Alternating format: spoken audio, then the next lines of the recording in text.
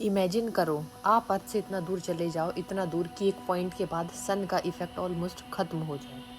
ना solar wind का pressure, ना सन का प्रोटेक्टिव बबल, और उसके बाद शुरू होती है रियल इंटरस्टेलर स्पेस। इस मिस्टीरियस बाउंड्री को कहा जाता है हेलियोपॉज। नमस्कार दोस्तों, welcome back to the channel. आज हम बात करने वाले हैं एक ऐसे कॉस्मिक बॉर्डर की जिसके बारे में बहुत कम लोग जानते हैं। A space boundary that literally marks the end of our sun's kingdom.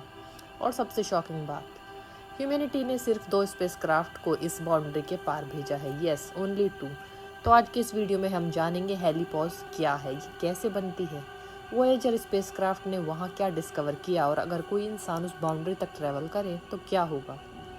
तो वीडियो को एंड तक ज़रूर देखना, because this is where our solar system meets the unknown universe. सबसे पहले समझते हैं बेसिक कॉन्सेप्ट। सन सिर्फ लाइट और हीट ही प्रोड्यूस नहीं करता, वो कॉन्टीन्यूसली चार्ज पार्टिकल्स भी रिलीज करता है। इन पार्टिकल्स को हम कहते हैं सोलर विंड। ये सोलर विंड हर डायरेक्शन में बिलियंस ऑफ किलोमीटर्स तक ट्रैवल करती है। अब इमेजिन करो एक जायंट इनविजिबल बबल जो पूरे सोलर सिस्टम को सराउंड करता है। इस बबल को कहा जाता है हीलियोस्फीयर। और हीलियोस्फीयर की आउटर बाउंड्री जहां सोलर विंड की पावर फाइनली खत्म हो जाती है, वही है हीलियोपॉज। सिंपल वर्ड्स में, heliopause is the border between our sun's influence and interstellar space. उसके अंदर सन रूल्स, उसके बाहर गैलेक्सी रूल्स। लेकिन क्वेश्चन ये है, सोलर विंड रुकती क्यों है? देखो, स्पेस कम्प्लीटली एम्प्टी नहीं होता। स्टार्स के बीच भी गैस, डस्ट और एनर्जेटिक पार्टिकल्स होते हैं। इस रीजन को कहते हैं Interstellar medium.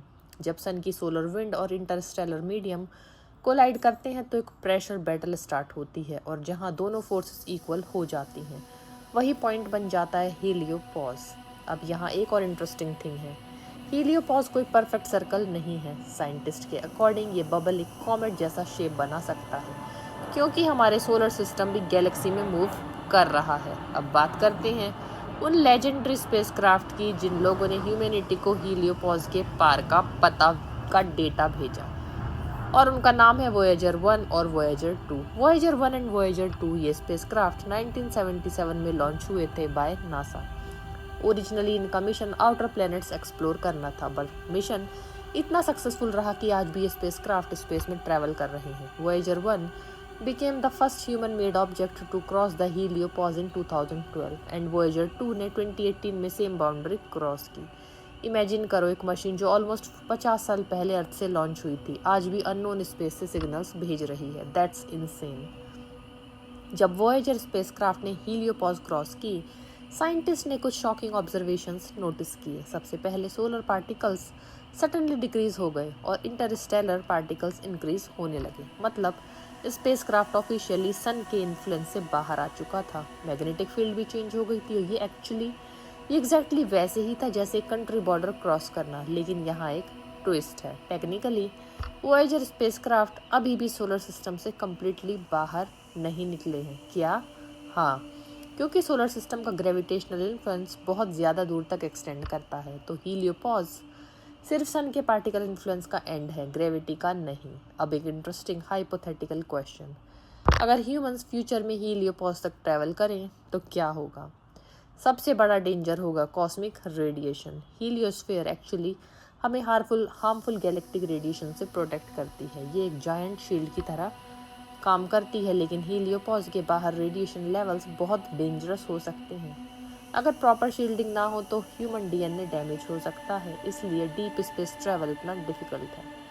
Mars mission already challenging है, but Interstellar travel that's a completely different level. अब सोचो, हीलियोपॉज के बाहर क्या है? An endless ocean of stars, दूसरे सोलर सिस्टम्स, अननोन प्लैनेट्स और पॉसिबली एलियन वर्ल्ड्स।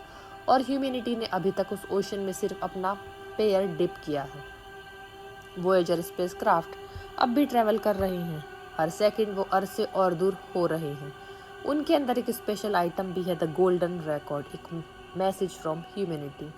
उसमें अर्थ की साउंड्स, म्यूजिक, लैंग्वेजेस और ह्यूमन कल्चर रिकॉर्ड की गई है। इन केस कोई एलियन सिविलाइजेशन कभी उन स्पेसक्राफ्ट को डिस्कवर करे वोएजर गोल्डन रिकॉर्ड। इमेजिन करो, बिलियंस ऑफ ईयर्स बाद कोई एलियन स्पीशीज एक टाइनी स्पेसक्राफ्ट डिस्कवर करें और उसमें अर्थ की आवाज़ सुनने को मिले। That would be humanity's first cosmic introduction. So दोस्तों, हीलियोपॉज सिर्फ एक साइंटिफिक बाउंड्री नहीं है, ये रिप्रेजेंट करती है ह्यूमन क्यूरियोसिटी, एक्सप्लोरेशन और अननोन को डिस्कवर करने की हंगर। हम एक टाइनी प्लेनेट पर रहते हैं, एक ऑर्डिनरी स्टार के अराउंड, एक मैसिव गैलेक्सी के कॉर्नर में, बट डिस्पाइट दैट हम अपनी मशीन्स को स्टार्स के बीच भेजना शुरू कर दिया है और ऑनेस्टली दैट इज़ ब्यूटीफुल। अगर आपको ये वीडियो इंटरेस्टिंग लगी हो तो लाइक बटन ज़रूर प्रेस करना और कमेंट करके बताओ आपको क्या लगता है, क्या ह्यूमंस कभी इंटरस्टेलर सिविलाइजेशन बन पाएंगे। चैनल को सब्सक्राइब करो for more amazing space mysteries. मिलते हैं नेक्स्ट वीडियो में। Till then keep exploring the universe.